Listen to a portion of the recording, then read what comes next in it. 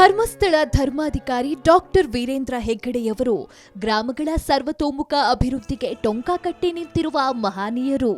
ರಾಜ್ಯಾದ್ಯಂತ ಜಲಕ್ರಾಂತಿ ಸೃಷ್ಟಿಯತ್ತ ದಾಪುಕಾಲು ಹಾಕುತ್ತಿರುವ ಇವರು ಗ್ರಾಮಾಭಿವೃದ್ಧಿ ಯೋಜನೆಯಡಿ ಹೂಳು ತುಂಬಿದ ಕೆರೆಗಳಿಗೆ ಹೊಸ ಕಾಯಕಲ್ಪ ನೀಡುವಲ್ಲಿ ನಿರತರಾಗಿದ್ದಾರೆ.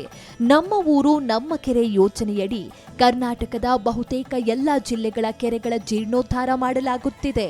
2025ರ ಜುಲೈ ಅಂತ್ಯದವರೆಗೆ 914 ಕೆರೆಗಳ ಹೂಳೆತ್ತಲಾಗಿದ್ದು 1000ದತ್ತ ದಾಪುಕಾಲು ಇಡಲಾಗಿದೆ.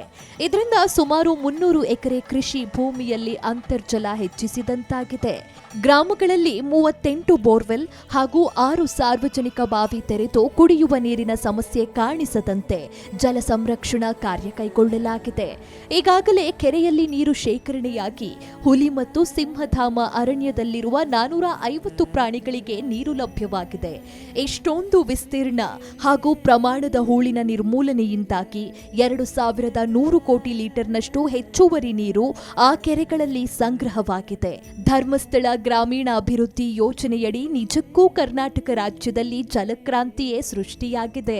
ಈ ಅಭೂತಪೂರ್ವ ಸೇವೆಯನ್ನ ಗುರುತಿಸಿ ಡಾಕ್ಟರ್ ವೀರೇಂದ್ರ ಹೆಗ್ಗಡೆ ಅವರಿಗೆ ಈ ಬಾರಿಯ ಪ್ರತಿಷ್ಠಿತ ವಿಜಯರತ್ನ ಇಂಟರ್ನ್ಯಾಷನಲ್ ಅವಾರ್ಡ್ ನೀಡಿ ಗೌರವಿಸಲಾಗುತ್ತಿದೆ.